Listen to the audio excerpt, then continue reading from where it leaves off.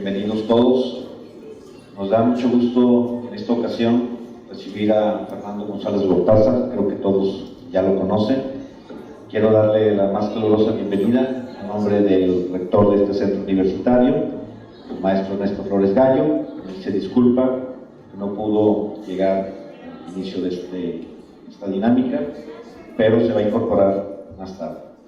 Sin más preámbulo, pues me gustaría dar inicio a esta charla, a este intercambio de ideas que tiende a ser muy privado, un grupo reducido, y nuestro moderador va a ser el maestro Alberto Silva Barragán.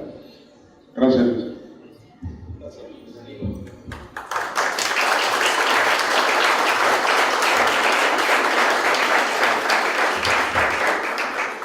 Muy bien, buenos días a todos. Creo que es un día muy especial en la historia, diría yo, de la carrera de arquitectura, originalmente escuela y luego facultad, en la que Fernando González Gortázar es un egresado distinguido. Como todos sabemos, pues Fernando ha tenido muchísimos espacios de participación en distintos foros, pero ahora es nuestro, es el foro en donde está con nosotros como un egresado, ya lo decíamos, y creo que es importante subrayar que no hay ningún formato, que es un diálogo entre amigos, y que cuando hay diálogo entre amigos, los temas se van hilando y se van construyendo a partir de un tema que tal vez nos lleve a otro y a otro, hasta que el tiempo de Fernando lo permita. Yo creo que en la mente de todos está la idea de conocer, aunque sea brevemente, su vivencia de lo que fueron sus años como estudiante. Y yo pensaría que sería un muy buen inicio para conocer cómo era el entorno en el que se formó como arquitecto y luego lo que fue el proceso de su vida. Y ahí nos vamos.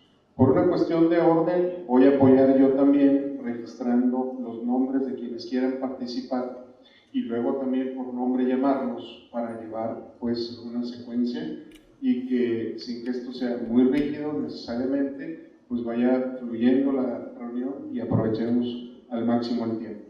Les pido un aplauso, es un día muy especial para recibir a Fernando.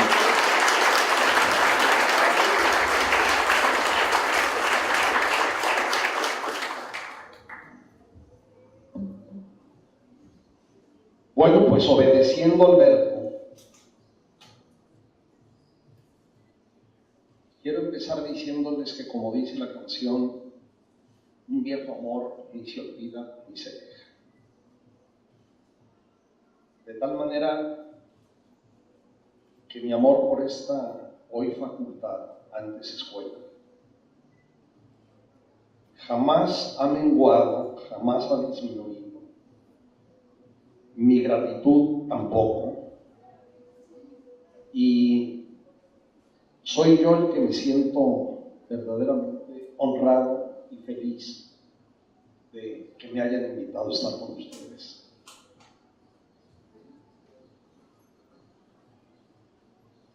La Escuela de Arquitectura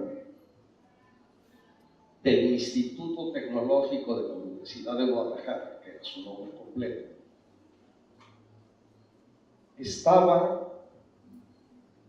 en lo que, según me dicen, es ahora el centro universitario donde estudian las ingenierías, el CUSEI. Siempre estuvieron ahí las ingenierías.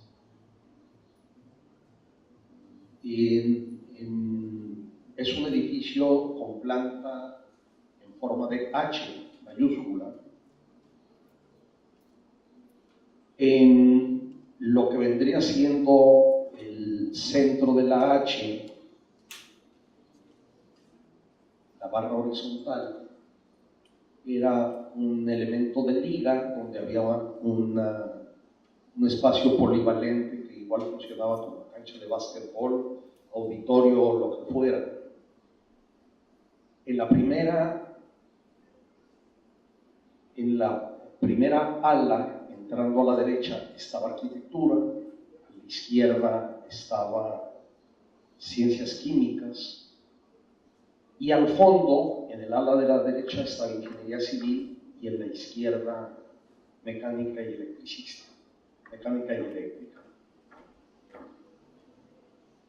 La historia del nacimiento de esta escuela yo creo que debe ser platicada, aunque sea muy brevemente, porque es una historia muy conmovedora, muy ejemplar y francamente única. Don Ignacio Díaz Morales había egresado de la Escuela Libre de Ingenieros, al igual que lo hicieron otros notables personajes de esas generaciones, empezando por Luis Barragán, siguiendo por Pedro Castellanos, por Rafael Ursúa.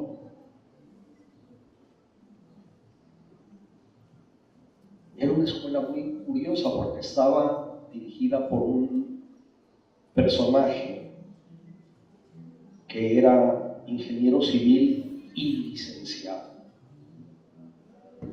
Y era una escuela privada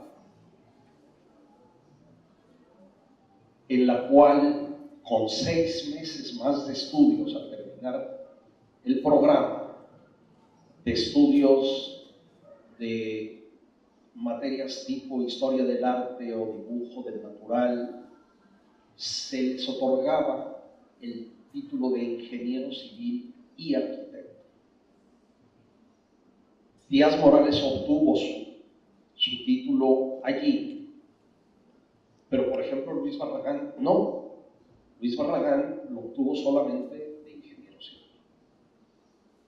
Y a pesar de que hizo su tesis, nunca llegó a presentarla para que le añadieran el arquitecto.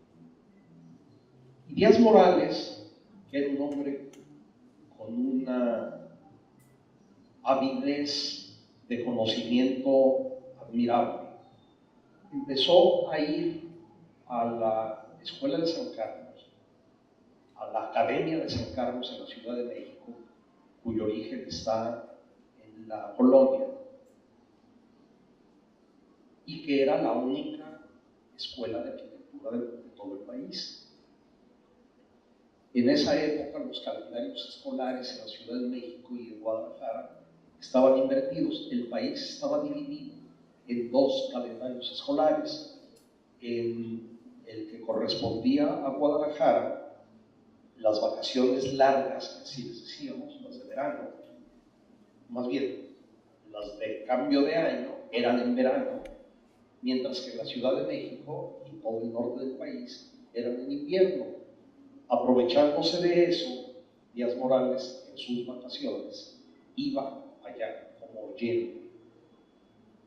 Y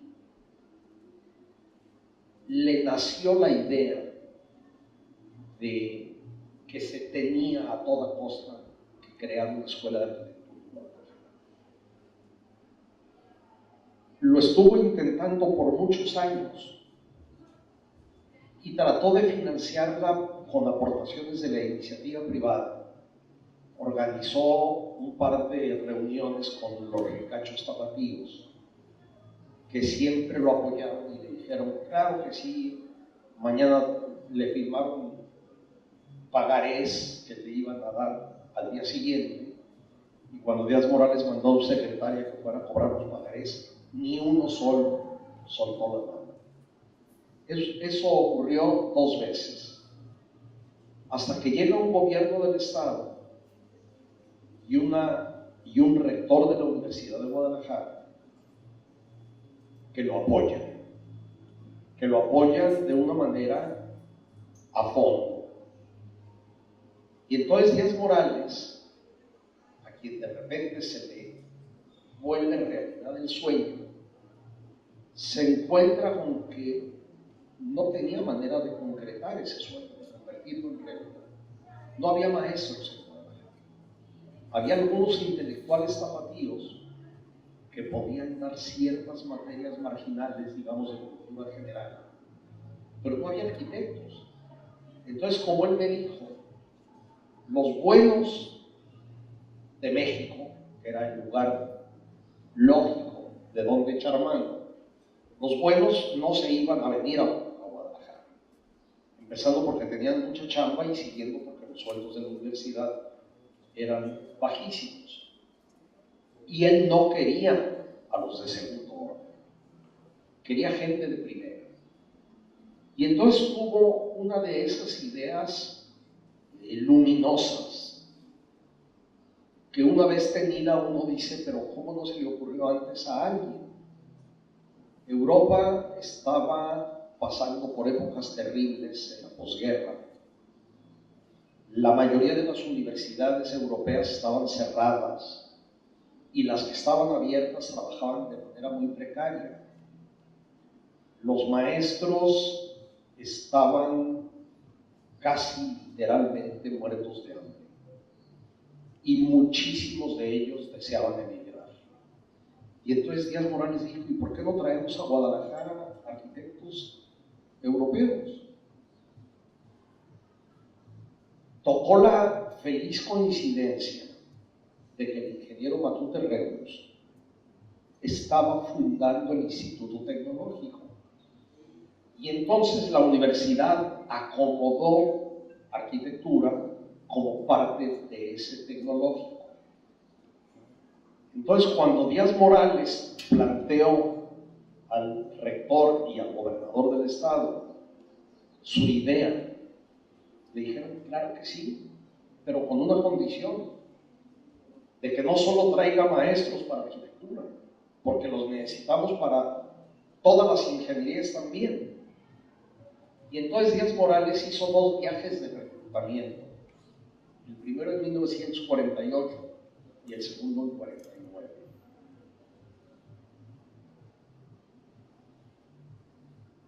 En el primero, gracias, no me quiero extender en la respuesta porque no vamos a tener tiempo para otras cosas, pero en el primero, gracias a circunstancias muy especiales, recluta por intermediación de su esposa, porque a él nunca lo conoció, a Matías Gates, que fue el primer maestro europeo en llegar a Guadalajara justo el 12 de octubre de 1949. Ese día Matías bajó del tren que lo traía de México. Y después de él llegaron maestros notabilísimos de las facultades o escuelas de Roma, de Florencia, de Milán, de Stuttgart, de Viena y posteriormente de la Sorbona parisina. Vinieron también otros maestros españoles. Y con esa plantilla de maestros, en la que cada quien hablaba un idioma diferente, nadie hablaba español, y cada quien tenía un bagaje cultural también diferente, arrancó una escuela que pudo haber sido un caos, precisamente por eso, por la disparidad de la gente. Pero fue como una orquesta de solistas incipientes, todos eran muy jóvenes, que gracias al director de la orquesta, a la batuta de Díaz Morales, sonó como una sinfónica maravillosa y que empezó a producir productos notables, entre ellos la creación de un lenguaje arquitectónico que curiosamente tiene muy poco que ver, o tuvo muy poco que ver, con el de Díaz Morales, Barragán y el resto de su generación. ¿Cómo era la escuela, Alberto? Era una escuela pequeña. Yo debo haber entrado en 1959 o 60, no estoy seguro. 59, ¿verdad? Y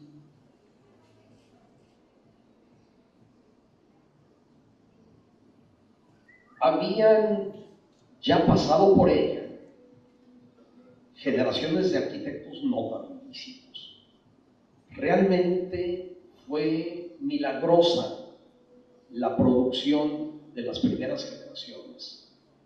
Salieron Gabriel Chávez de la Mora, Enrique Navarrete, Alejandro Son, Max Enomen. Probablemente estos nombres no les digan mucho, pero si yo les platicara más acerca de ellos y les mostrara lo que hacían, les aseguro que estarían muy sorprendidos. Mi hermano Federico. Y a este, digamos, núcleo duro de los genios de la escuela, los rodeaban otra serie de compañeros quizá no tan talentosos, pero que lograron crear un nivel promedio de arquitectura en Jalisco que era sin lugar a dudas el mejor de México, el mejor de este país, y así fue por muchos años. Después la escuela fue creciendo hasta que se llegó a una auténtica crisis de crecimiento, en donde los maestros encabezados por Díaz Morales y otra docena se fueron, entraron otros, la escuela se transformó, cambiaron sus planes de estudios. El plan de estudios que había hecho Díaz Morales era de una ambición, de una buena y sana ambición, un tanto desmedida, casi diría yo que un tanto inhumana. Era para seres sobrenaturales. Y los alumnos literalmente no tenían, y digo en tiempo pasado, no digo no teníamos porque cuando yo entré eso había disminuido ligeramente, ya no era director Díaz Morales, era otro hombre extraordinario, Jaime Castillo. Y los alumnos no tenían tiempo literalmente para nada más que para estudiar. No hacían vida social, no, es decir, vivían en la escuela y para la escuela. Entraban a las 7 de la mañana, salían a las 9 de la noche. Los sábados tenían repentinas, uno al mes. Entonces era un régimen de esclavitud. Y de verdad, y de una exageración disciplinaria, francamente absurda. Yo en varias ocasiones le pregunté al arquitecto si se arrepentía de haber hecho eso. Y me dijo, pues mira, ahora que oigo las opiniones de todos, pues me doy cuenta de que no debí haber hecho eso. Pero a juzgar por los resultados, pues no me puedo arrepentir porque la verdad los resultados eran los que buscamos. Pero llegó incluso al extremo de que había un tal Hermosillo, que yo no lo conocí nunca, ya cuando nosotros entramos ya no estaba, que tenía el título de prefecto. Y prefecto para esos fines significa algo así como nana, que les vigilaba todos los movimientos, tomaba apuntes de si entraban, de a qué hora entraban y salían de la escuela, cada uno. Pero miren, por sus obras los conoceréis, y por las obras, por los resultados, conocemos lo que fue la escuela de Díaz Morales y lo que fue la escuela que sucedió a Díaz Morales, de la cual ustedes forman parte y que sigue dando resultados magníficos. Cambió la escuela, pero no cambió la producción de talento y de buena arquitectura.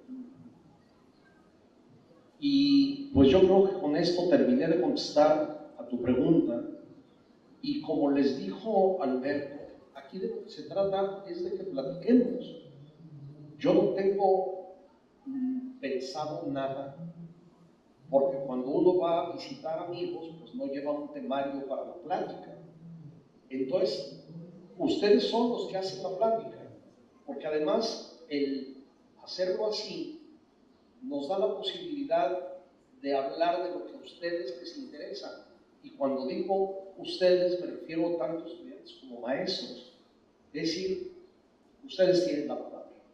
Muy bien, ustedes tienen la palabra. ¿Hay un video? ¿Prepararon un video?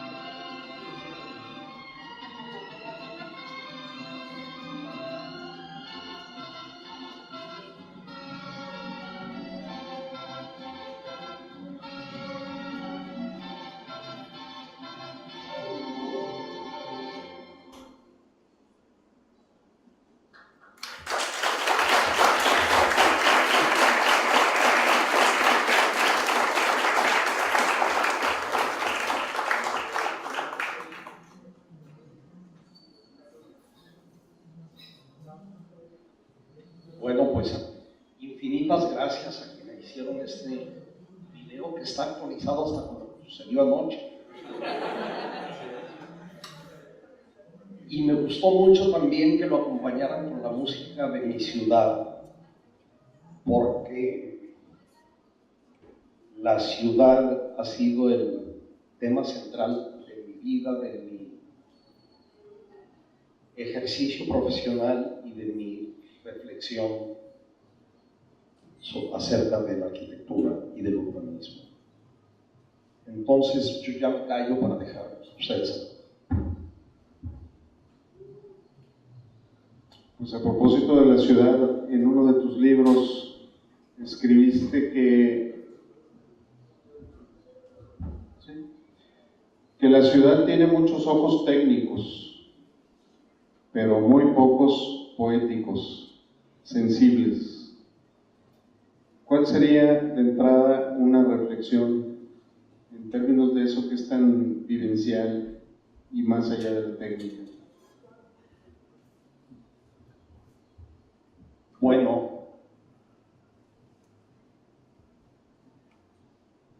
Para empezar, yo creo que la ciudad es la más grande invención humana. No puedo imaginar algo más novedoso, más radical, más sorprendente, más interminable, más inacabable que la ciudad. Fíjense ustedes qué cosa tan rara. Hay una especie zoológica que ha evolucionado junto con el resto de los seres vivos en el planeta por millones de años. Y de repente esa especie decide construir un universo paralelo, hecho a su imagen y semejanza.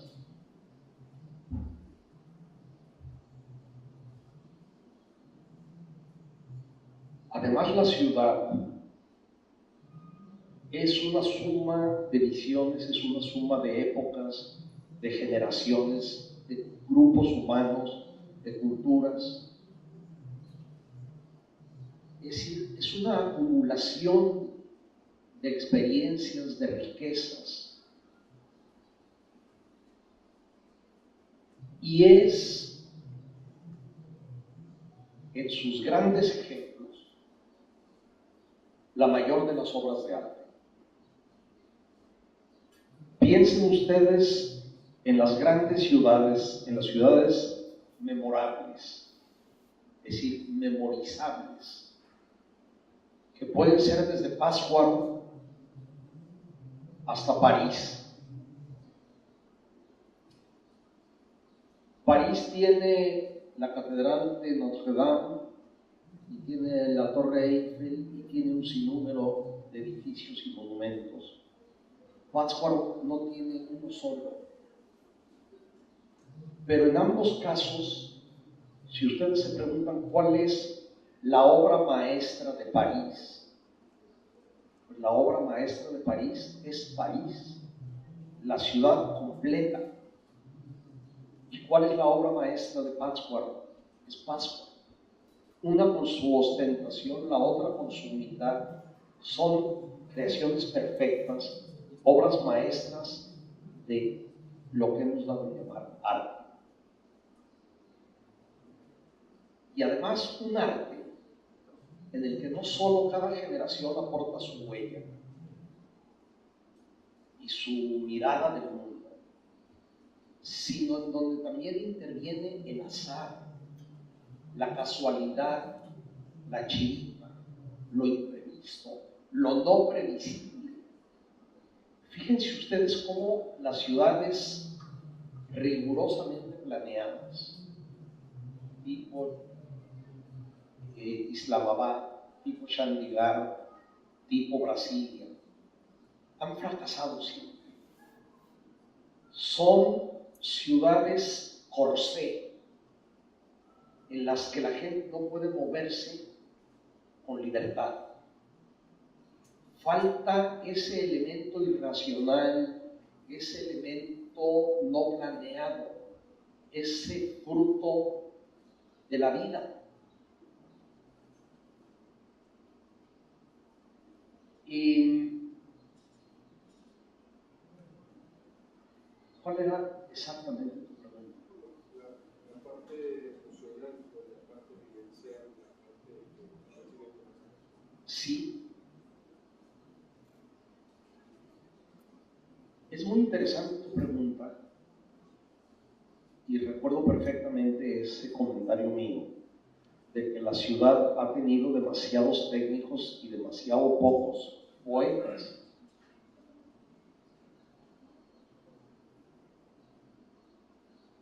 Los seres humanos somos como las cebollas. Tenemos muchas capas, estamos construidos en muchos niveles.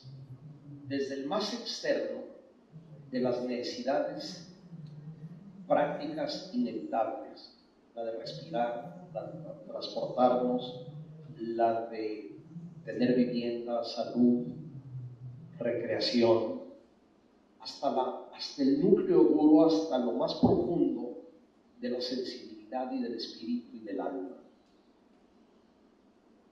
Y una ciudad que pretenda ser un buen hogar para sus habitantes tiene que satisfacer todas estas necesidades, desde la cáscara de afuera hasta la cáscara del centro. A nuestras ciudades les falta pensar más en la calidad de vida completa, para que sean lugares no para sobrevivir, sino para vivir de una manera plena. Y la mayoría de nuestras ciudades son lugares que impiden eso, que nos embotan, que nos obstruyen, que nos deforman incluso el sentido de la armonía estética, de la armonía social, de la armonía ecológica. La ciudad, al igual que la arquitectura, porque el urbanismo y la arquitectura son la misma cosa, a distinta escala. La ciudad debe ser una serie de amistades. Debe estar amistada con la naturaleza, debe estar amistada con la historia, debe estar amistada con la tradición y debe estar amistada con la justicia. De tal manera que un sistema político, social, económico, injusto, como el que tenemos entre nosotros, produce necesariamente ciudades injustas. No es lo mismo la vivencia de la misma ciudad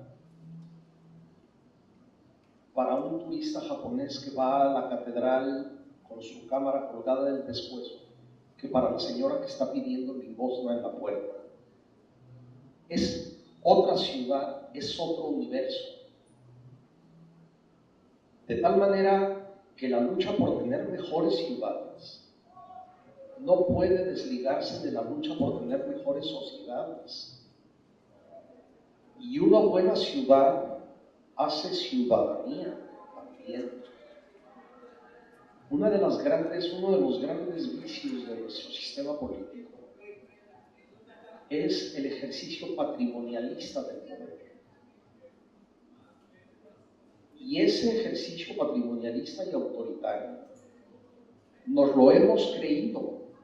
Hemos llegado a pensar que los dueños de la ciudad no somos todos nosotros, no somos los que la habitamos, sino los que la gobiernan transitoriamente y que hacen con ella lo que les da la gana, dándonos la espalda a todos en ocasiones. Miren lo que está sucediendo con la línea elevada del tren ligero. Es un ejemplo clásico en donde se ven todos los vicios de un sistema político. En primer lugar, reapareció por parte del gobierno federal un centralismo que hubiéramos creído superar. A nosotros nos impusieron desde el centro un proyecto que fue hecho para otra ciudad y que vinieron a adaptarlo aquí. Se alzaron muchas voces en contra. Se dieron argumentos fundamentados de toda índole que cayeron en oídos sordos. Y todo eso ante la cobardía, la pasividad de los gobiernos estatal y municipales, que nunca protestaron por la imposición, que doblaron las manos acatando esa monstruosidad de que el que paga manda. El que paga no manda, el que debe mandar es el que tiene la razón, no el que tiene el dinero. Entonces el centralismo es el primer horror que hace su aparición estelar, su reaparición estelar, después de que creíamos que ya había pasado la historia. En segundo lugar, la falta de transparencia. todo se ha manejado como si fuera un secreto de Estado. No se nos ha dado información acerca de nada. Y reaparece la mentira. La única supuesta justificación que se esgrimió para que la línea fuera elevada a lo largo de la calzada Ávila Camacho fue que era más barata que hacerla subterránea, lo cual es absolutamente falso. Ellos contrataron todo con una empresa española que hizo el proyecto, el cálculo y en buena parte la construcción. Y esa empresa española, desconocedora del medio, desconocedora de la realidad, hizo un cálculo estructural absolutamente sobrado, es decir, un cálculo estructural sobrediseñado, que hizo lo que en sentido común debió haber sido más barato, lo convirtió en más caro. Es más caro hacer eso sobrediseñado, sobrecalculado, que se está construyendo y que además es una monstruosidad desde el punto de vista del paisaje urbano. Es más costoso eso que si hubieran hecho subterráneo. Es decir, nos lo impusieron, nos ocultaron la información, nos arruinaron la estética de la ciudad, nos mintieron. Y allí siguen tan campantes. El gobierno del Estado y los gobiernos municipales traicionaron los profundos intereses de quienes supuesta o realmente los eligieron. Nos traicionaron a todos nosotros. No son nuestros representantes, no son nuestros defensores, son unos agachones sumisos ante el poder central. Estas son las monstruosidades de las que las ciudades son víctimas.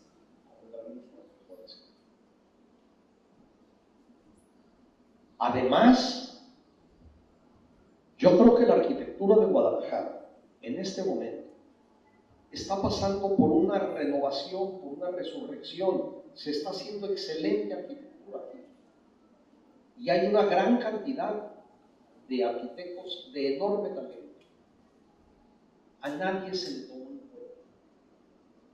Todo fue hecho en España y están haciendo unos adefesios que ya los van a ver ustedes cuando estén hechos. ¿Por qué demolieron el puente de la Normal, que era una preciosidad? ¿Por qué? Para que pasaran, comillas, para que pudieran pasar las máquinas. Por Dios, si eso no es la falta de respeto a nuestro patrimonio emocional, a nuestro patrimonio espiritual, es que de veras hay una insensibilidad y una prepotencia, una arrogancia, una altanería por parte de quienes están haciendo eso.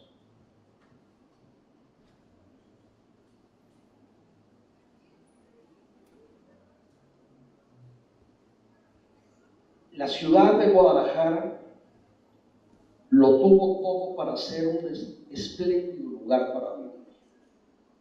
Y ese todo lo hemos despilfarrado como si fuera inagotable o como si no nos importara, que era la verdad. No le importaba a nadie. Es una ciudad que ha marchado a la deriva, en la que no hay planes para pasado mañana, menos para dentro de 5 o 10 años, en la que todo es improvisar. Vuelvo a la línea 3 del tren ligero. Siguen al día de hoy, siguen haciendo cambios de lugar de las estaciones. Es decir, fue un proyecto, fue una obra que se inició sin proyecto siquiera. No se puede jugar así con el destino de una ciudad. Ya me fui por otro lado, pero pues así es la vida. Así que, de nuevo ustedes tienen la palabra. José Nando, en primer lugar, un gusto enorme el tenerte aquí.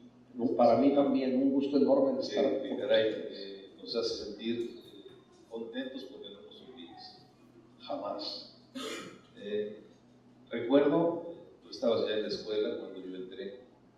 Creo que fue de los primeros alumnos con los que me encontré y me impresioné por la manera tan clara de decir las cosas, a pesar de que las pláticas a lo mejor no tenían el fondo que ahora pueden tener. Pero en ese entonces ya Fernando sonaba en la escuela, a pesar de que tenías apenas, era el segundo año en que estabas. Fuimos, por lo tanto, no compañeros, pero sí coetáneos en el aspecto de que convivíamos en los pasillos, se convivía mucho entre generaciones. Muchísimo. Entre generaciones. Realmente era una comunidad hermosísima. Y afortunadamente intervenían ustedes en los proyectos que estábamos haciendo nosotros, porque llegaban y nos preguntaban qué estábamos haciendo y nos daban su opinión. Hoy eso por el gigantismo se ha perdido mucho, desgraciadamente. Pero lo que voy es que has mantenido una personalidad que yo recuerdo perfectamente que nos impresionaba en la escuela. Yo recuerdo tu carro y la cajuela que abrías y sacabas un tronco de madera que estabas esculpiendo, que era uno de tus primeros trabajos, supongo yo, y que te ayudaba José, el mozo, a sacarlo porque pesaba enormidades. José Torres. José Torres, exactamente. Y entonces nos asombraba el atrevimiento que tenías de presentar a todo el mundo, porque lo podíamos ver, nunca hiciste nada escondidas, podíamos ver lo que tú querías hacer. Y a veces no te entendíamos porque decíamos, bueno, quieres ser escultor o arquitecto, pero sabemos que es productor de estética. Me da mucho gusto también el que no has perdido, a pesar de que estás fuera de la ciudad, como en contacto y que has defendido tus obras. Si no me equivoco, los cubos los trataron de cambiar de color y tú protestaste y evitaste que lo hicieran.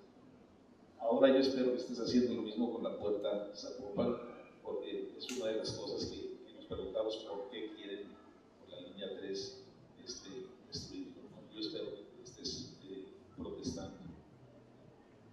También nos mostraste caminos a seguir, el atrevimiento para salir fuera del país, el presentar tus obras en otros lugares donde han tenido un éxito enorme, España, Japón, en todos lados que has tú mandado tus trabajos, has tenido premios y reconocimientos, y eso nos hace sentirnos orgullosos.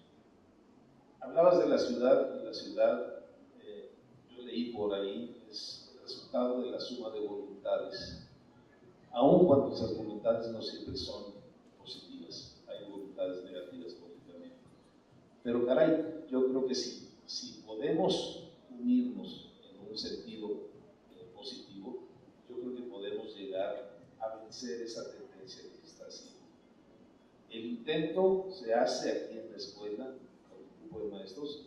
Quiero decirte que el video lo hicieron alumnos del grupo del arquitecto Saúl Maldonado, a los cuales se les pidió como a los grupos para poder seleccionar quienes vinieran, que nos mostraran algo de lo que es tu trabajo, de lo que es tu obra y que te conocieran, porque no queremos que viniera gente que no supiera ni siquiera de qué se trataba. Pero nos dimos cuenta gratamente de que trasciendes como estás tenido siempre. Yo te felicito por esa trayectoria y porque no nos has olvidado, ¿verdad? Estoy muy orgulloso. No, José Luis, jamás. Ya inicié, mis primeras palabras fue decir que un viejo amor ni se olvida ni se ve. Y entre los mejores amores están los amigos. Se te agradece mucho. Y entre los amigos estás tú. Y como tú dijiste, esta era una plática, no quise hacer una pregunta, sino nada más una observación. Y yo sé que el gobernador que no quisiste nombrar, que era también un transformador de la ciudad. Gracias, Fernando. Dios.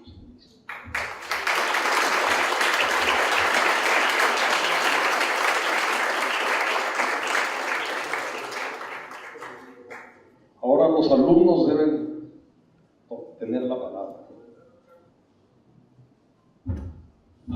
Buenos días, pues también muchas gracias por venir. Mi nombre es Gerardo, soy alumno del arquitecto Maldonado y nos había pedido como investigar sobre su obra como para seleccionarnos, como ya mencionó el arquitecto Arias. Entonces, mientras estaba investigando, vi que cuando usted estaba en la carrera se metía mucho también en la escultura y creo que concurría el taller del escultor Olivier Seguin, si no me equivoco, y pues veía que usted tenía como mucha influencia de personas que tuvieran relación con el arte. Entonces, al ver su trabajo,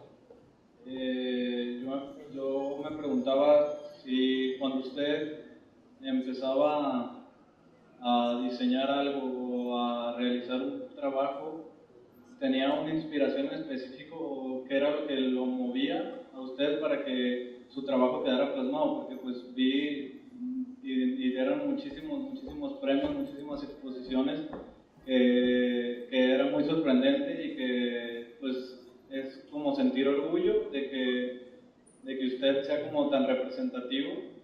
Y entonces quería saber cuál era como su inspiración o sus inspiraciones al realizar algo, una escultura o lo que le motivara. Gracias. Me temo que hiciste una pregunta que no tiene respuesta. Las buenas preguntas no tienen respuesta.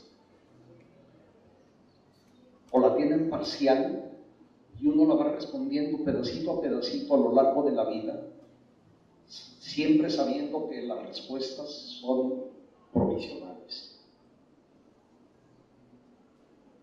La Escuela de Arquitectura era un verdadero hervidero de inquietudes. Había gente de talentos muy variados. Había quienes hacían música, había quienes escribían poemas, había fotógrafos, había pintores, y había un grupo teatral muy bueno, por cierto. Era un lugar muy estimulante y por afinidad yo me empecé a ligar mucho con Olivier Segan, que era el maestro de educación visual, que había sustituido a Matías Gates cuando él se fue a vivir a México.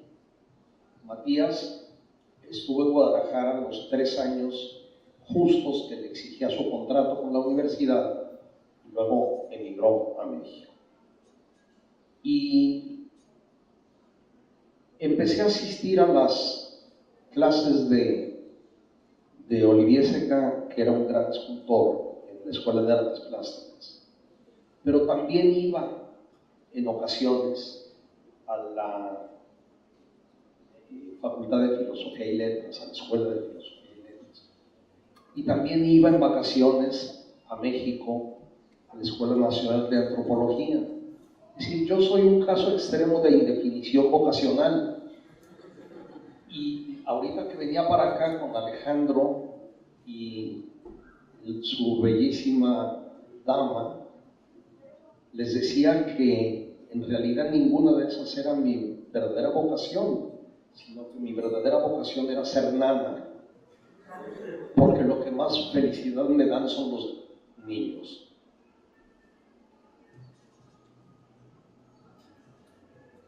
Miren, la verdad es que una sola vida no alcanza para nada. Uno debería tener 7 vidas, como los gatos. Y si yo las tuviera, en una de ellas habría sido arquitecto, pero en las demás hubiera sido cosas que ustedes ni se imaginan. Y lo que tú preguntas acerca de la inspiración es justamente preguntar por lo que es la creación artística. Y la creación artística es el mayor de los misterios. No existen metodologías, varían de persona a persona y dentro de cada persona varían de ocasión en ocasión. Sin embargo, yo sí creo en las musas. Las musas eran esos extraños espíritus que vivían en el Parnaso y cada una de las cuales estaba a cargo de una de las artes. Cuando el poeta estaba con su pluma frente al papel en blanco, ella era la que le llegaba a decir qué palabra poner. Y cuando el escultor estaba con su cincel y el martillo, llegaba a decirle en dónde dar el golpe y con qué intensidad.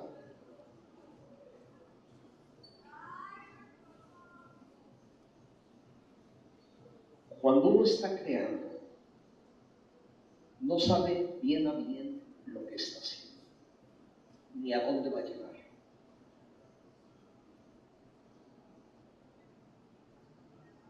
Y cuando uno termina de hacer una obra, un proyecto, en nuestro caso de arquitectos, cuando uno termina de hacer un proyecto, tratar de reconstruir cómo llegaste hacia él frecuentemente es imposible.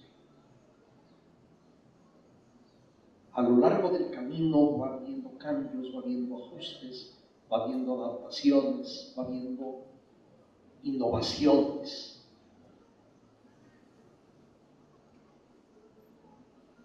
Producidas precisamente por eso tan misterioso que llamamos la inspiración y que sirvió para que los griegos inventaran a las musas. Parece realmente como si nuestros proyectos los hubiera hecho otro. Nuestro maestro de estética en la escuela, el canónigo Luis Medrano, que era un pensador y un orador notable,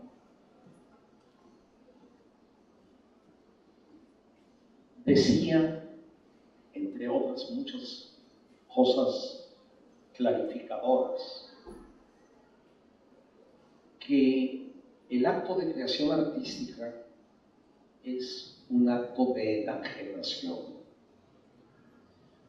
Y el diccionario le da muchos significados a la palabra enajenación. Una de ellas es atraer, embelesar, enamorar. Desde ese punto de vista, el acto creativo es enajenante. Otra acepción de la palabra es intercambiar una cosa por otra. Si yo te vendo un terreno a cambio de tu dinero, yo estoy enajenando mi terreno y tú estás enajenando tu dinero. Pero curiosamente la palabra enajenación también quiere decir locura. Un enajenado es un demente. Y el acto de creación artística, en este sentido, es exactamente un acto de enajenación. Es como si habitara otro ser adentro de ti, que se encargara de hacer aquello que tú no eres capaz. Hay muchas veces que uno hace cosas y que dice, es que yo no soy capaz de hacer esto, y ya lo hice.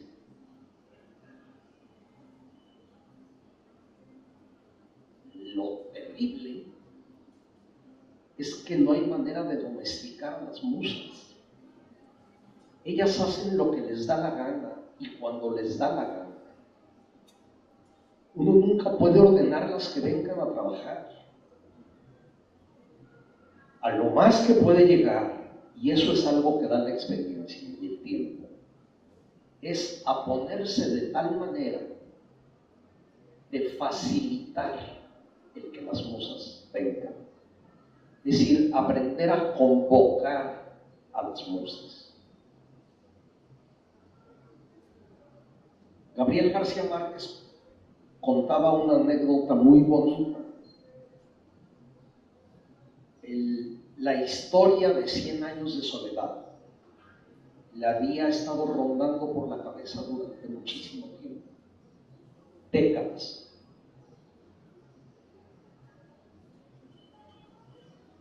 Estaba dando vueltas en su cabeza. Y un día iba con su familia en el coche de vacaciones de México a Acapulco. Y a la mitad de la carretera, así me lo dijo a mí, encontró, abro paréntesis, el tono en el que esa historia debiera ser contada. Entonces le pidió perdón a su familia, se dio la media vuelta, se regresó a la Ciudad de México y se encerró durante año y medio a escribir semejante obra maestra. Esa fue la aparición de la musa. Es como San Pablo que va camino de Damasco y un rayo lo tumba del caballo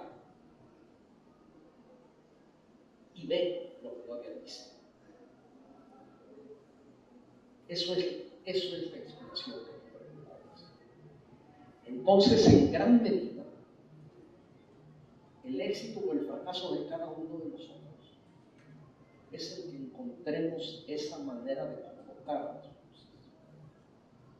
Porque vean ustedes, y allí encaja con tu comentario de los técnicos y los poetas,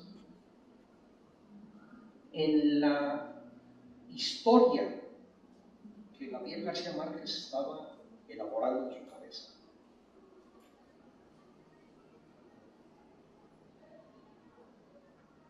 La historia podría ser buena, podría ser interesante, podría ser original, pero hasta ahí no existía creación artística. Si tú tomas esa historia y se la das a este escritor, o aquel, o aquel, o aquel, el resultado va a ser totalmente distinto. La creación artística empieza cuando se encuentra el tono, como decía Gabriel. Y ese tono,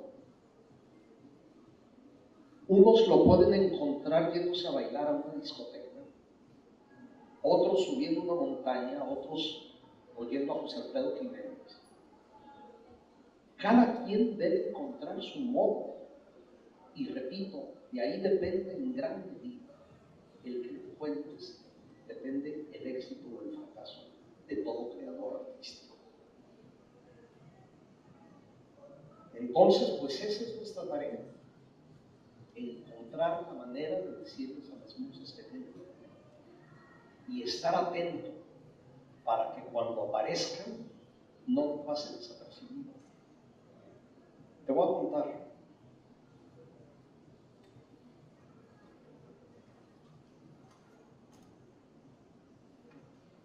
Yo alguna vez he dicho que la parte más difícil de hacer un proyecto, le saco la aclaración de que yo no sé usar la computadora. Sigo dibujando con papel albanene, regla T y escuadras en el restaurador. Y el papel milimétrico muchísimo. Lo empleo muchísimo. Y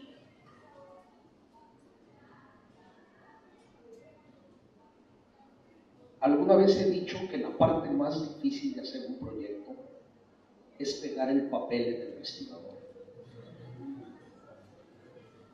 Quizás sea el equivalente de encender la computadora para los que la usan. Y les voy a decir por qué lo digo, porque lo digo en serio, no es un chiste.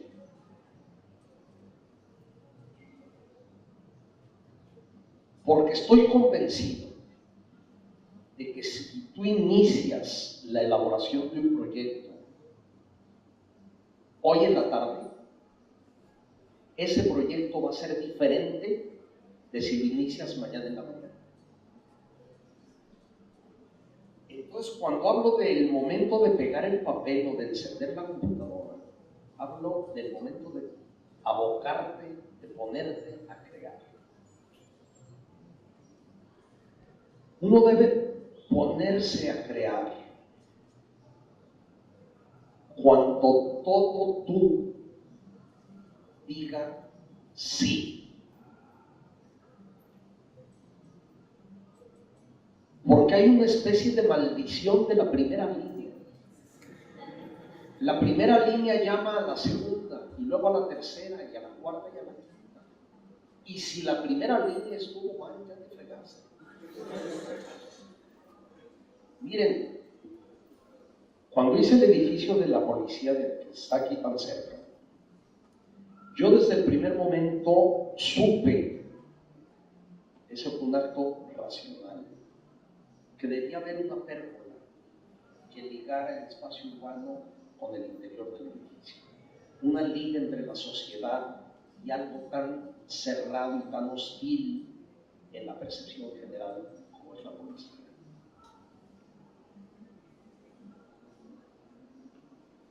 Y yo, en mi cabeza, vi la pérgola. Y era una maravilla. Y cuando me puse a dibujarlo, ya no fue tan maravilla. A la mayoría de la gente le gusta la pérgola como está, y a mí también me gusta, pero era mucho mejor lo que estaba en mi cabeza. Y era para mí una desesperación y una frustración el no ponerla, el no saber ponerme en el papel. Es que fracasé, y seguramente ese fracaso tuvo algo que ver con que no supe escoger el momento.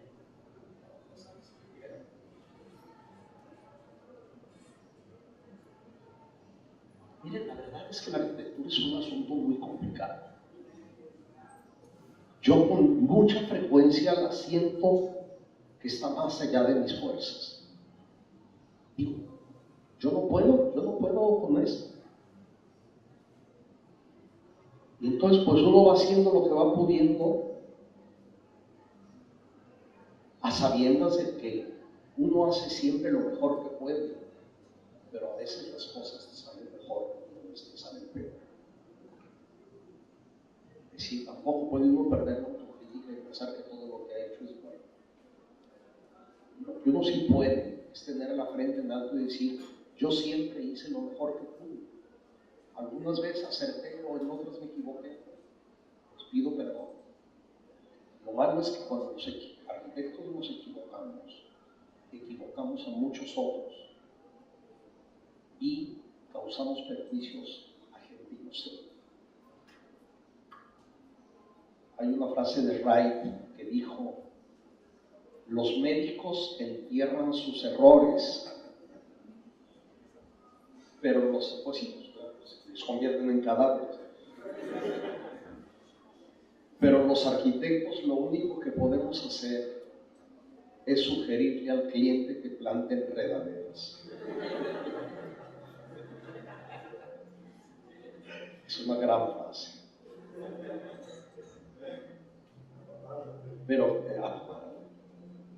Pero fíjense ustedes qué responsabilidad tan grande es la de ser arquitecto. En una ocasión vi en televisión una entrevista con un viejito que había sido ayudante precisamente del rey y que lo acompañó cargándole los planos cuando fue con sus clientes a presentarles el proyecto prodigioso del edificio de las Eras Johnson. Y él contaba que Wright les dijo a los clientes, voy a hacer un espacio en el que ustedes adorarán estar. Esa es nuestra tarea, hacer espacios en donde los usuarios adoren estar. Y me refiero por igual a espacios privados, espacios públicos. Me refiero por igual a arquitectura y a urbanismo, a edificios y a ciudad. Debemos adorar estar en un lugar. Debemos sentirnos tan bien que no queramos salir de él. Son espacios que deben hacernos felices. Si no vemos a la arquitectura como eso, como una esperanza de felicidad, estamos por mal camino. En realidad, el éxito o el fracaso de lo que sea, sean sistemas políticos, sean edificios, sea una relación de pareja, el único parámetro para medir si triunfa o fracasa es si te acerca o te aleja de la felicidad, que es la mayor de todas las utopías. Es la tirada de la vida. Y cuando vemos los edificios que se hacen, ayer, por ejemplo, fui a la oficina de un abogado en el Country Club por Américas y están haciendo ahí un edificio tote junto al, o muy cerca de la Ford Country, un cajón gigantesco de cristal por todas partes. Ahí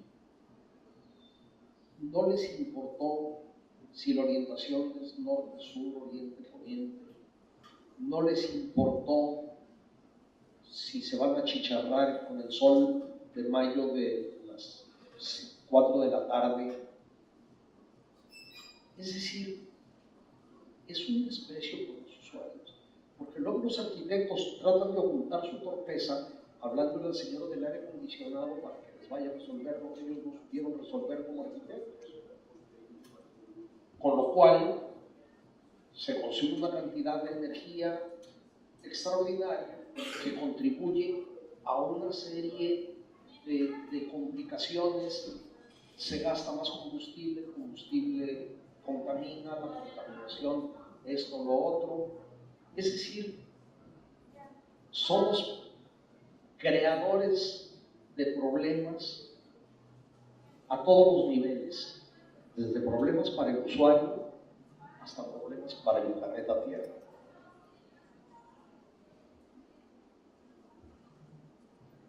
Es decir, la arquitectura tiene muchas consecuencias, donde los arquitectos debiéramos probarnos para ver si somos tan salsas, es en la vivienda popular, por ejemplo, en donde el gran reto es lograr lo óptimo con lo mínimo. Y ven las casas en las que meten a la pobre gente. Son casas inhabitables en las que te expulsan, que te repelen, en las que quieres estar el menor tiempo posible. Eso también tiene consecuencias de otra índole. Como la familia está en la calle todo el día, pues no se reúnen, no se conocen, no se quieren, no hay solidaridad social, nuestra falta de espacios de convivencia pública, falta de áreas verdes, por ejemplo. ¿Dónde se va a conocer la gente? ¿Dónde se va a reunir? ¿Cómo se va a formar un sentido de comunidad? ¿Cómo se va a desarrollar una solidaridad social? Es decir, nuestras metidas de pata son muy grandes. Y desde luego en el desastre de nuestras ciudades tienen que ver los malos gobernantes, los especuladores inmobiliarios, la gente que siempre ve su interés individual por encima del colectivo, los funcionarios que les permiten hacerlo, pero también tenemos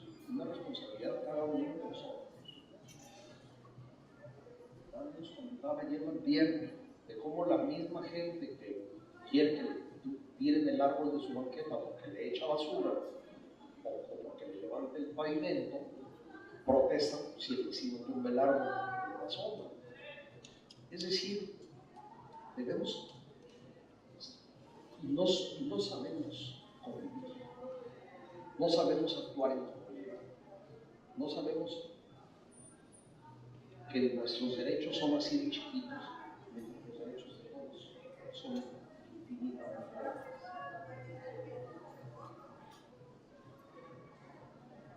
¿A quién le pasamos? ¿A quién le pasas? Buenos días. Buenos días, arquitecto. Hola, buen día. Yo soy Gustavo. Estoy muy encantado de verlo. Ya tenía Muchísimas gracias. tenía muchas ganas de conocerlo, tantas exposiciones de usted que me había perdido. Yo soy de segundo semestre. Cursé el primer semestre con el maestro Alejandro. Muy bueno, me habló mucho de su obra. Y fue conocerla y fue algo muy encantador. Me encantaron, pero mi pregunta es la siguiente. ¿Cuál es ese mensaje que usted ha querido dar con su obra? Por ejemplo, más que una simple imagen urbana en los cubos o allá en Jardines Alcalde con Gran Puerta, la plazoleta de Joaquín González Gallo o la Plaza del Federalismo, que tan afectada se ha visto por la misma sociedad y por el mismo ayuntamiento tapatío. ¿Cuál es ese mensaje que ha querido darnos? Mira, una vez le preguntaron al grandísimo artista, al pintor Paul Klee, cuál era el mensaje de su obra. Y él le respondió a quien le preguntó eso. Dijo, oiga, yo soy pintor, no telegrafista.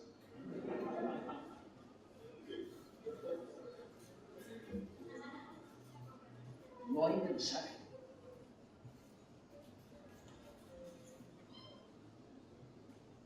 El arte nunca tiene mensaje, ni siquiera el arte figurativo.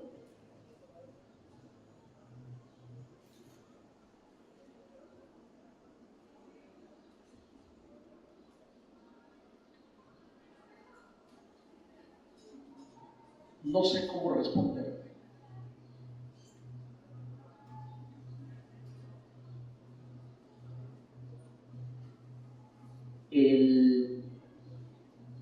Se nos ha dicho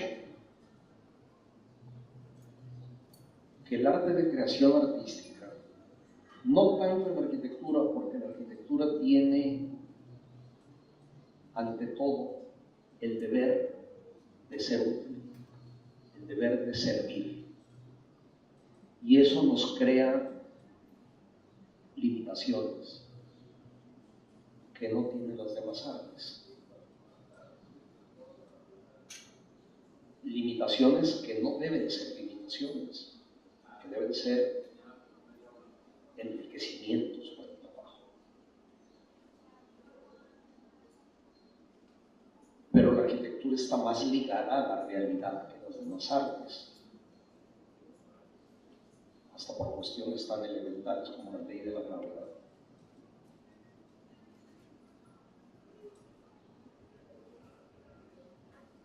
Pero se nos ha dicho que el acto de creación artística es un acto de extrema libertad. Y eso no es cierto. Los artistas no hacen lo que quieren, hacen lo que pueden. Y lo único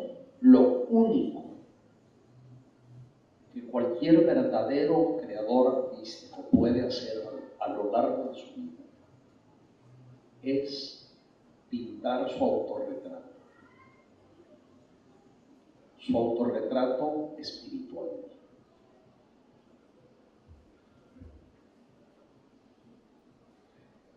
Si tú pintas tu autorretrato honestidad, con franqueza.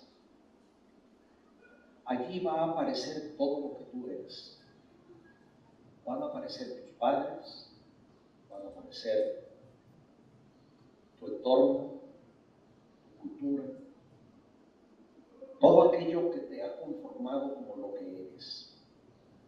Es decir, los artistas somos una especie de medium a través del cual hablan muchísimas cosas.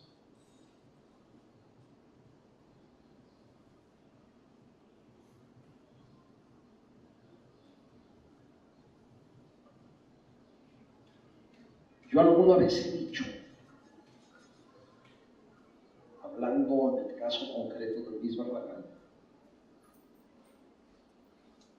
que Barragán ha tenido poquísimos verdaderos discípulos, pero a cambio ha tenido infinidad de imitadores. Y he dicho que la diferencia entre un discípulo y un imitador es que para un discípulo el maestro es el punto de partida y para un imitador el maestro es el punto de llegada. Y para los discípulos es el punto de partida hacia dónde, hacia tu autorretrato, hacia ser tú mismo. Y tú no eres Luis Barragán. Hay gente que se parece. Hay gente que se parece. Hay tipologías humanas. Y por lo tanto sus autorretratos se van a parecer.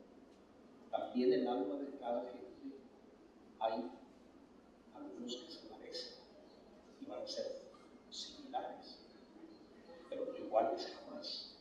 Todos somos individualidades.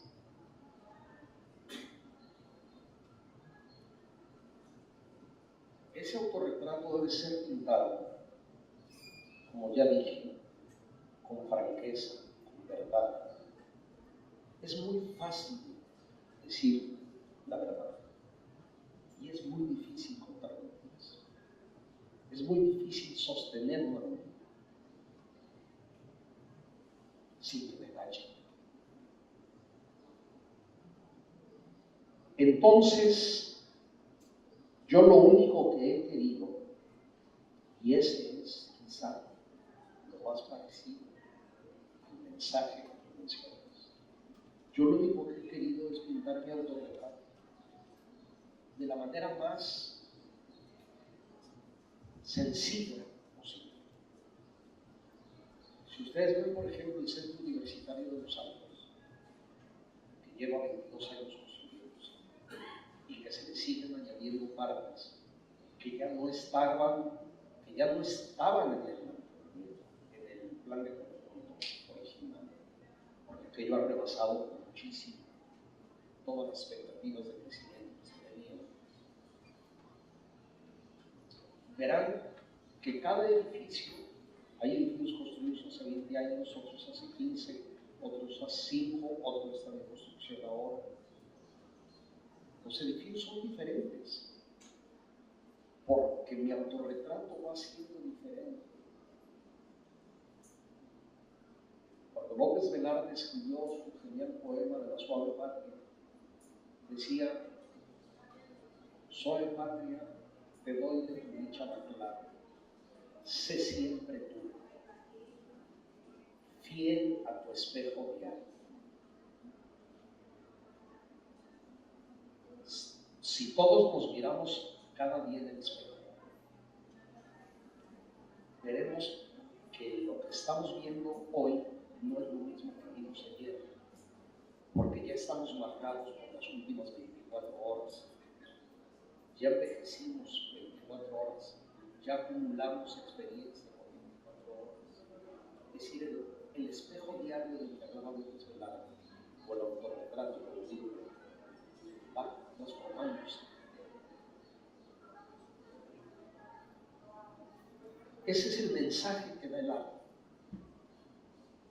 El arte, como decía Picasso, es una mentira que dice la verdad. Eso es el arte. Es una invención que siempre dice la verdad. John Ruskin, este pensador del siglo XIX, que ha sido una de las influencias mayores de mi vida, escribió: la biografía de las grandes naciones se escribe en 3 libros: el libro de sus hechos, el libro de sus ideas y el libro de su alma. Y luego añadía: no es posible entender ninguno de estos libros sin leer los otros 2, pero de ellos, el único que dice la verdad es el libro. Eso es lo único que debemos hacer: decir la verdad. Decir la verdad de lo que somos y de lo que nos envuelve a través de eso. Miren, hay un tema que me gustaría comentar a raíz de esta pregunta, que es el tema de la tradición.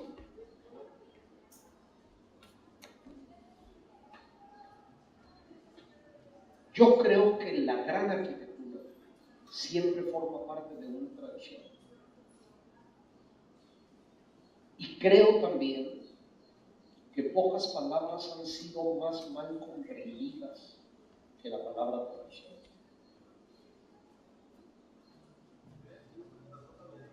Miren ustedes, un grupo humano en tiempos remotos, que no sabemos cuándo fue, dio el primer paso en una dirección. Y la segunda generación dio el segundo paso, y luego el tercero, y el cuarto, y el quinto, y el sexto. Y a lo largo de esa ruta, es decir, esa ruta no ha sido en línea recta, ha ido cambiando de dirección, ha ido zigzagueando y se ha ramificado, y han nacido otras direcciones para otros grupos humanos.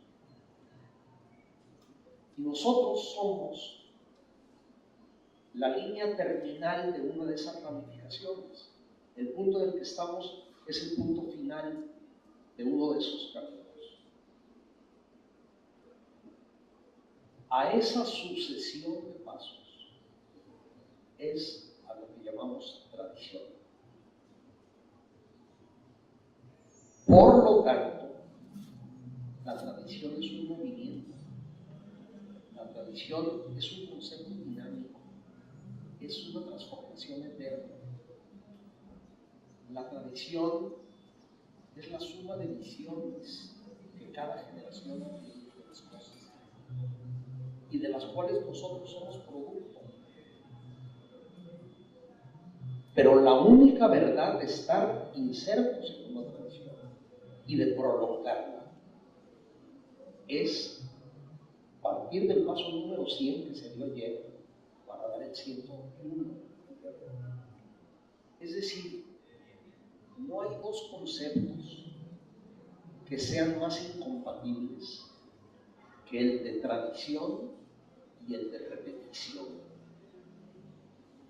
La tradición verdadera nunca repite, siempre innova, siempre propone.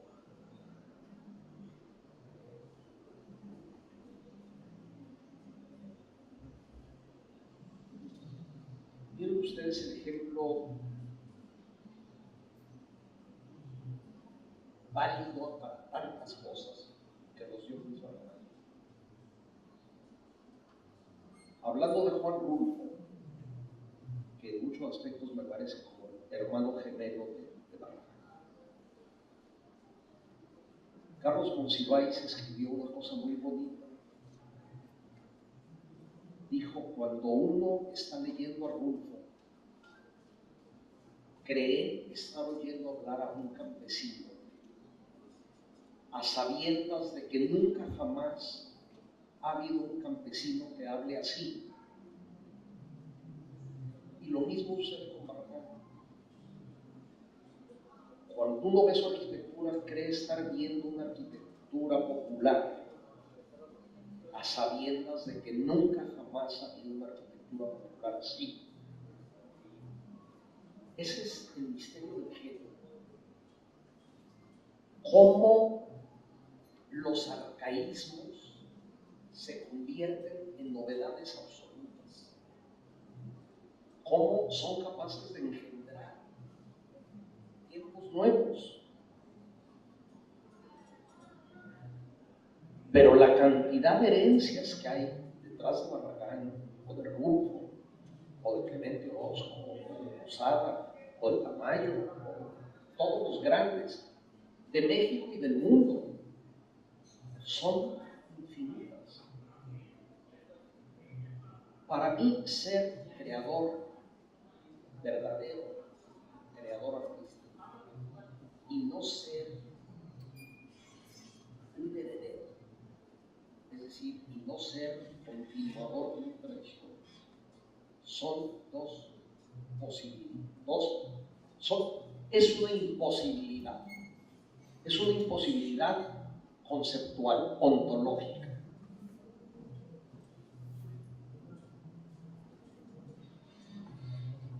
Cuando se creó el supuesto estilo internacional de la arquitectura funcionalista, racionalista, los primeros rascacielos de cristal integral que proyectó Mies van der Rohe en Berlín, para Berlín, que nunca se construyeron en 1919. Esto, a través de esos proyectos, se puede leer todo lo que estaba sucediendo en la Alemania en ese momento. Se puede leer una situación política, una situación económica, un clima, una tecnología disponible, una función, una tradición que estaba desembocando en eso. Es decir, eso no nació de la nada. Es decir, como dijo Roski, el libro del arte es el libro que dice la verdad. A través de él se lee todo. Si tú tomas uno de los grandes creadores, si tomas a Miguel Ángel, si tomas a los Beatles, si tomas a quien te dé la gana, a quien tú elijas, si es verdaderamente grande, en él está el resumen de todo lo que estaba pasando a su alrededor. Claro, para eso necesitamos ser parte de lo que sucede alrededor. Necesitamos ser seres humanos y ser ciudadanos comprometidos con nuestro tiempo y con nuestras vidas. No podemos, quizá para un poeta pensando en abstracto, sería posible que hiciera su obra aislado del mundo en la cumbre de un cerro, pero para un arquitecto no. Un arquitecto tiene que estar en la realidad porque la realidad y la sociedad es su material de trabajo. Es decir, si no somos parte de una sociedad, no podemos servir a la sociedad. Y si no servimos a la sociedad, no somos arquitectos. Es decir, o nos vemos así, o vemos a la arquitectura como esa promesa de felicidad de la que hablé hace un momento, no entendemos en absoluto lo que es.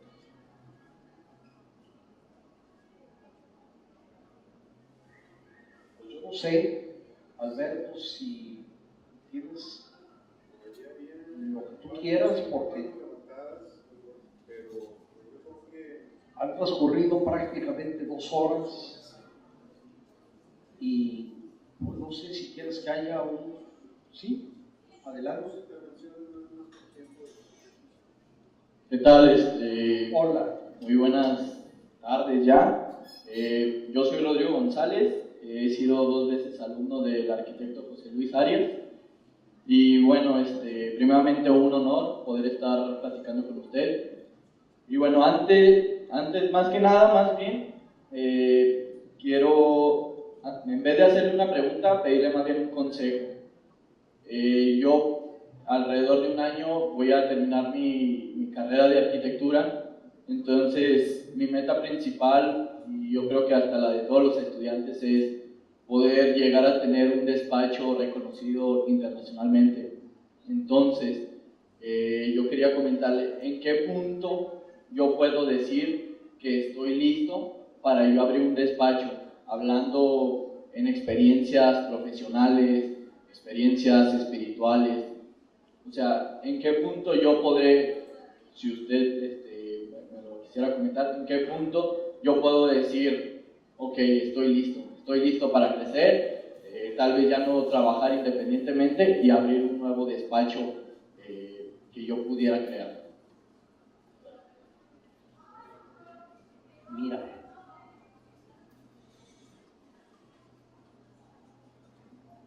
yo no doy consejos. Yo estoy para que me los den, no para darlos. No sé ni darme consejos a mí mismo. La historia de mi vida es una historia de metidas de patas, y de reflexionar y de aceptarlo, de pedir perdón cuando eso viene al caso, de tratar de no seguirnos metiendo. No sé responder a tu pregunta porque tú hablas de tener un despacho importante que te dé prestigio, que te dé proyección internacional. Comprenderás que dentro de las limitaciones, es decir, yo no tengo despacho, ni tengo esa proyección internacional que tú pretendes lograr. Qué bueno que seas ambicioso, qué bueno. Pero te voy a decir,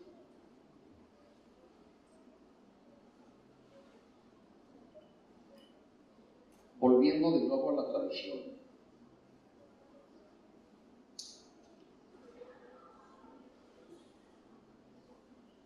¿tú crees que a un habitante de Nueva York o de Tokio le da algo, le aporta algo, le enriquece en algo un edificio hecho en Guadalajara que es igual a los que se hacen en Nueva York o en Tokio?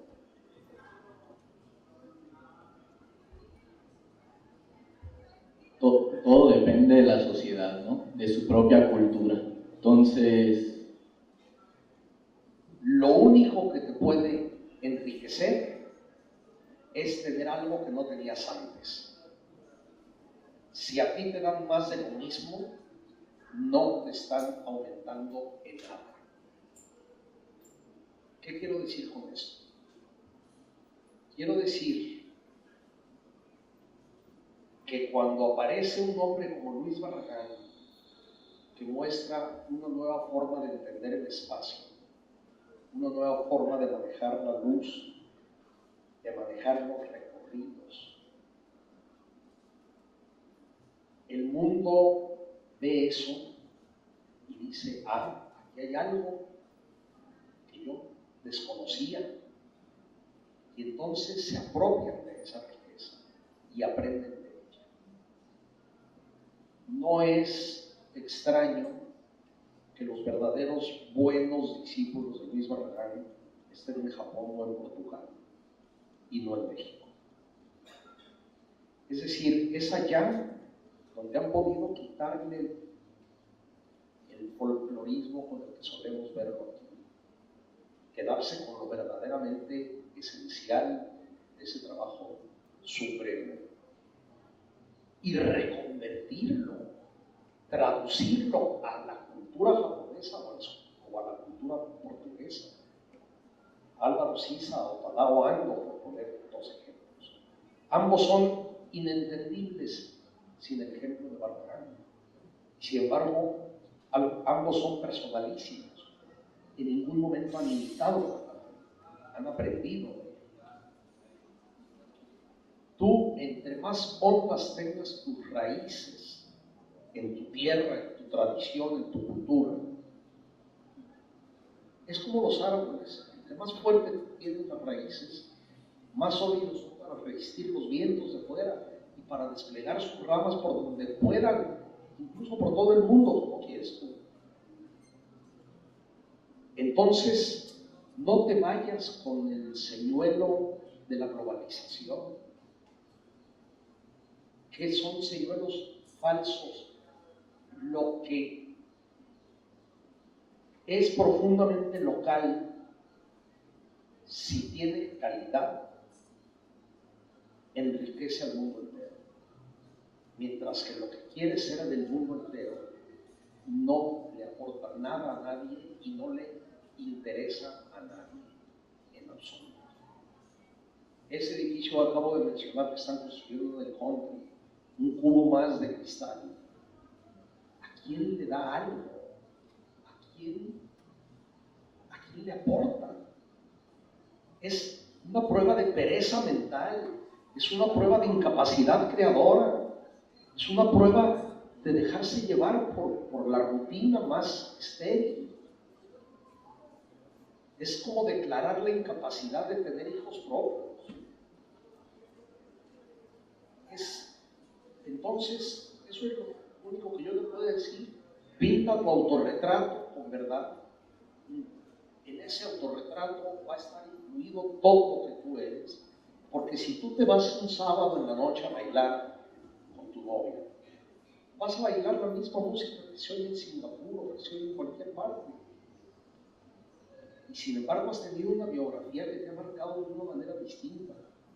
Has tenido experiencias culinarias, has comido enchiladas, has oído mariachis, has visto fiestas populares, has visto los grandes ejemplos del arte contemporáneo mexicano, has visto las enseñanzas de la prodigiosa arquitectura prehispánica. Es decir, todo eso te va formando una sensibilidad que aunque bailes la misma música de Singapur, no es la sensibilidad de alguien de allá, que esté en tus mismas condiciones. Entonces, es esa singularidad, esa novedad, esa manera peculiar en la que toda la cultura mexicana ha venido a resumirse en una persona que eres tú. Eso es lo que tú tienes para aportar a ti. Es lo único que puedo responder. Una última intervención. Ahora sí, como decía José Alfredo, la última y pues vamos. Buenos días, maestro Gortázar. Primero que nada, comentarle, es la tercera vez que lo escucho. Siempre me emociona escucharlo, me gustan sus palabras, me gusta la sensibilidad que tiene. La primera fue en honoris causa, la segunda ayer y hoy es la tercera vez que lo escucho. A propósito con la tradición, si Guedes fue el que marcó la primera escuela artística urbana, por decirlo así, después usted continuaría con esta misma escuela. ¿Qué tan difícil fue para usted cambiar el concepto de tradición que la gente tenía de Guadalajara, lo que era tradición, y después, como lo acabas de comentar, que decía que la tradición es algo cambiante? Por poner un ejemplo conciso, la escultura de la hermana Fuente de Agua, que la gente se quejaba mucho por la fuente, y ahorita no nos podemos imaginar el sitio sin la fuente prácticamente. En ese sentido, ¿qué tan difícil fue la relación de artista con la gente? Por ahí va más o menos mi pregunta. Mira, yo no estoy de acuerdo con que Matías haya sido el primero que marcó una dirección para el arte urbano, porque la obra maestra de Matías es la obra maestra de Barragán. Yo creo que la mejor prueba de que es una creación conjunta, un hijo con dos padres, es que ni Barragán ni Guedes pudieron haberla hecho solos. Si tú ves por separado, ninguno podría haberla hecho por separado. Matías, después de Las Torres, hizo muchas variaciones sobre ese tema. Barragán no hizo más que uno y le salió mal. Pero si tú quitas esas derivaciones de la obra maestra de Satélite, verás que las torres no encajan en la obra de ninguno de los dos. Son una anomalía. Es decir, no encajan en la obra de ninguno de los dos porque no son de ninguno de los dos. Son de ese nuevo ser bicéfalo o tricéfalo que fue capaz, es decir, el equipo resultó mejor que la suma de sus partes. Y el arte, si es verdadero arte, no tiene, y esto es frecuentemente políticamente incorrecto decirlo, el arte no tiene nada que ver con la democracia. Si el arte se hiciera por mayoría de votos, estaríamos como el primer día de la creación. El arte, por su propia naturaleza, siempre es lo nuevo, lo distinto, lo que no existía y ahora se propone que exista. ¿Y a quién se le propone? Se le propone a una sociedad que siempre recibe con desconfianza lo nuevo.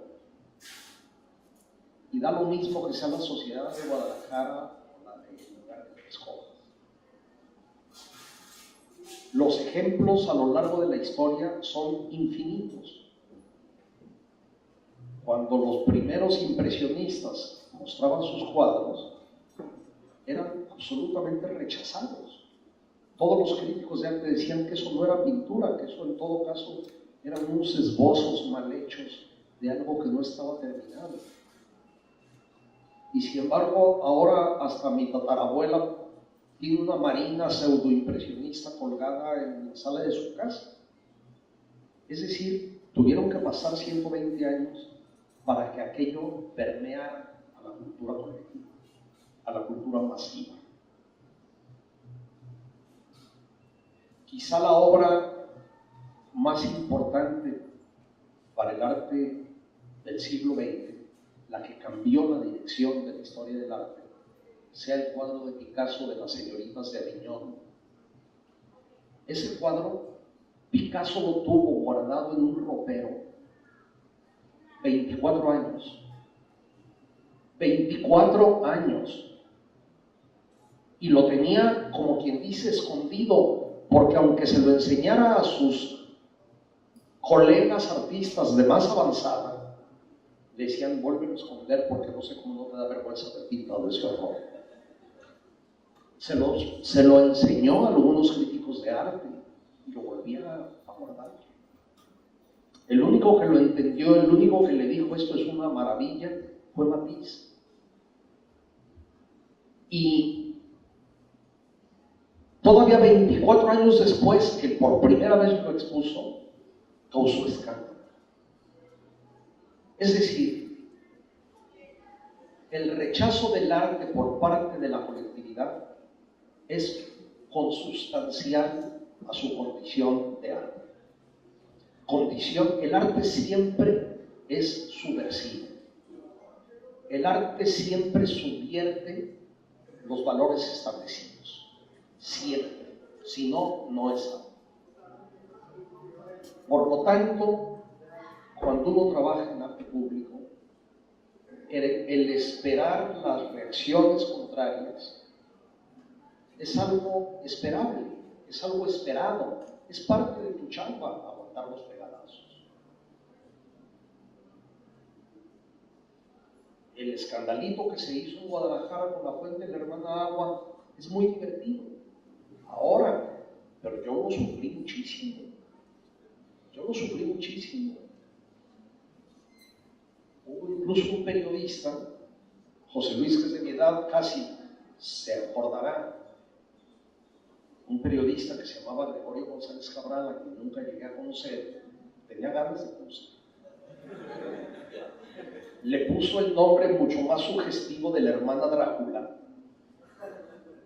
y decía que se iba a instalar allí un espectáculo de luz y sonido en el que a la medianoche iba a salir la Llorona gritando ¡ay mis hijos!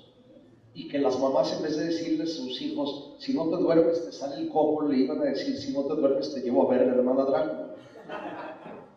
Él era un hombre con sentido del humor, pero hubo otras personas que no tenían sentido del humor y que protestaban de una manera realmente muy grosera.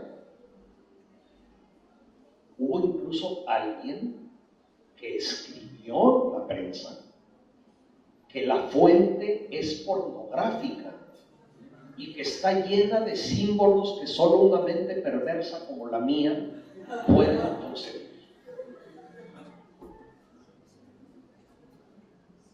Es decir, era la primera obra, la segunda en realidad, la primera fue La Gran Puerta de arte urbano que yo hice. La Gran Puerta pasó prácticamente desapercibida. Estaba en un lugar remoto, esa zona estaba deshabitada, era un fraccionamiento nuevo, no molestó, pero el que en plena colonia Chapalita, en plena avenida de los Ingenieros, que se llamaba todavía, se plantara en la salida Morelia, como le decíamos, se plantara una cosa así, parecía un insulto, muy similar a lo que 60 años antes había ocurrido con la construcción de la Torre Eiffel. Con la construcción de la Torre Eiffel no fueron los ciudadanos rasos los que protestaron, fueron la flor innata de los intelectuales franceses, que decían que como en la misma ciudad en la que estaba la Catedral de Notre Dame iba a estar un adefesio hecho de un material innoble como era el hierro. Es decir, cuando murió Picasso, yo estaba en París y salió un periodista a entrevistar a la gente de a pie, a los transeúntes. ¿Qué opina de la muerte de Picasso? La mitad o las 3/4 partes no sabían quién era ese señor. Pero los que sí sabían decir, ese tipo que pintaba más feo de como puede pintar mi hijo de 6 años. Es decir, en todas partes es lo mismo. Ahora Picasso es indiscutible. En aquel momento era vilipendiado. Entonces, un caso contrario, la excepción que siempre existe para confirmar la regla, fue precisamente las torres de Ciudad Satélite. La aceptación fue casi inmediata. México vivía, como lo dije ayer, una situación muy sui generis. El ser modernos era la moda, era la apuesta por el desarrollismo y por esa internacionalización ilusoria de México que se dio entonces. Era un proyecto compartido por el gobierno y por los mexicanos poderosos. En parte, de ahí depende el carácter heroico de la obra de Luis Barragán, que contradecía abiertamente las recetas de la modernidad, descreía de lo que falsamente se nos había vendido como modernidad y como progreso. Y quería demostrar, y lo demostró hasta la saciedad, cómo las vigas de madera podían ser tan modernas como las estructuras de acero. Las torres de Ciudad Satélite, pues, fueron vistas como el emblema de la modernidad mexicana. Y si tuviste tiempo de mirar el librito, te habrás dado cuenta de cómo se hicieron portadas de discos, publicidad de todo tipo, no solo en México, en el mundo. En el mundo hay anuncios comerciales publicados en alemán, en portugués, en inglés, en francés, con las torres como el símbolo de la avanzada del mundo que ha de venir. Pero esa es una excepción notable. Y también es un ejemplo notable de cómo fue capaz, como dije ayer, de incorporarse a la cultura popular. Me acuerdo de la película Fanny Lis de Alejandro Jodorowsky, en la que aparecía de repente un dinosaurio que de un coletazo tumbaba un pedazo de las torres de Ciudad Satélite. Para lo cual tuvieron con una grúa gigantesca que añadirle un pedazo de cartón a una de las torres que tiraba la especie de Godzilla. Es decir, las torres de Ciudad Satélite son el gran ejemplo de una obra de arte urbano que logró todos sus cometidos. Y con esto, pues, Ernesto, mucho gusto de verte, muchas gracias por estar aquí. Y yo nos quiero decir algunas palabras.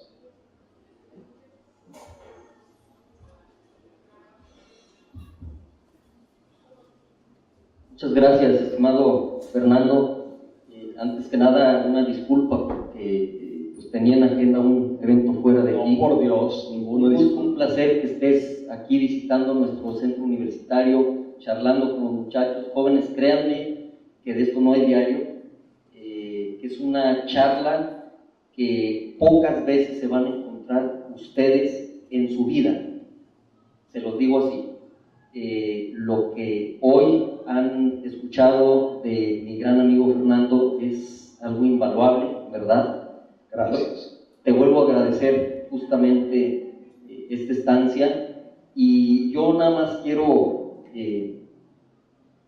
además de felicitarte, cerrar con algo de lo que comentabas ahorita de las desmitificaciones que tienen que ver con las cuestiones del arte. Y a propósito de las torres de satélite, voy a hacer un apunte que creo que es importante también, que parece insignificante, pero creo que no. A propósito de las mentes perversas y todo esto, ¿no? Las torres de satélite, bueno, todos sabemos, son de concreto. Y siempre existió o ha existido el mito que el concreto no se pinta. Yo no sé quién lo dijo, yo nunca he estado de acuerdo, pero ¿por qué a todo mundo el que pinta concreto le reclaman?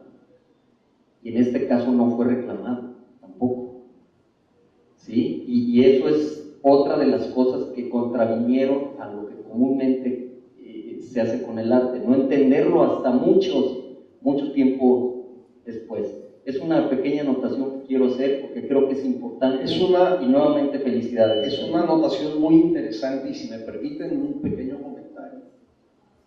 El concreto ha sido un material muy mal entendido. Cuando queremos hablar de una arquitectura deshumanizada, solemos decir era un cajón de concreto. Me acuerdo que en una ocasión que fui a Budapest, que está lleno de cajones de concreto hechos en la época soviética, me preguntó un periodista acerca de eso. Yo le dije, bueno, las limitaciones tremendas que han producido esos errores son limitaciones de los arquitectos, no del material. Son los arquitectos los que no han sabido usarlo con sabiduría. Y le dije, Mire usted el ejemplo de Le Corbusier, cómo tuvo esa inteligencia para contrastar, para dosificar el material, contrastándolo ya sea con vegetación en algunos casos, o precisamente con colores. Es decir, Le Corbusier tuvo siempre claro que el concreto debería ser contrastado y siempre hay fragmentos de sus obras de concreto aparente pintado. Es decir, una vez más, no hay nada que sustituya al talento. Cuando una persona lo tiene, puede hacer maravillas. Cuando, me acuerdo una cosa que dijo el maestro Olivier Secan, que mencionabas, dijo, sí, si Juan Miró se sienta en una paleta de pintura y frota las nalgas contra un lienzo, no es lo mismo que si se levanta mi abuelita y talla sus nalgas contra el lienzo. Es decir, esa cosa de... En fin, nos estamos moviendo en el terreno del misterio, nos estamos moviendo en el terreno de lo inefable. Esa palabreja inefable, que es bastante cursi, el diccionario la define como aquello que no se puede describir con palabras. Y el terreno en el que nos movemos es el de lo inefable. Uno hace lo posible por traducirlo a palabras, pero siempre se queda corto. Y para terminar, digo las mismas palabras que como empecé. Un viejo amor ni se olvida ni se deja. Y yo voy a ser siempre parte de ustedes.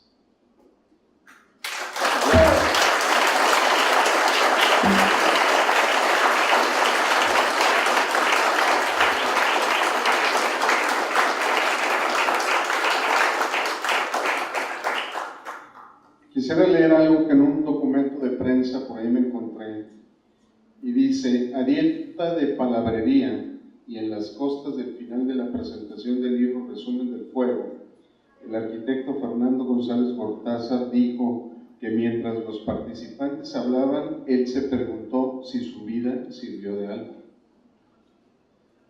Entre comillas, ha servido de algo, ha servido para estar aquí. Gracias, dijo González Gortázar y guardó silencio. Entonces, el Salón 5 de Expo Guadalajara, en aquella oportunidad, se llenó del tronido de los aplausos. Y yo creo que este hecho se puede repetir otra vez aquí, agradeciéndote la presencia, sabiendo que esta es tu casa, tu escuela, que todos los que estamos en este proceso te reconocemos como un brillante egresado, merecedor del premio Henry Moore, merecedor de la medalla de Bellas Artes el año pasado y doctor honoris causa de la Universidad de Guadalajara. Gracias, Fernando, por estar aquí.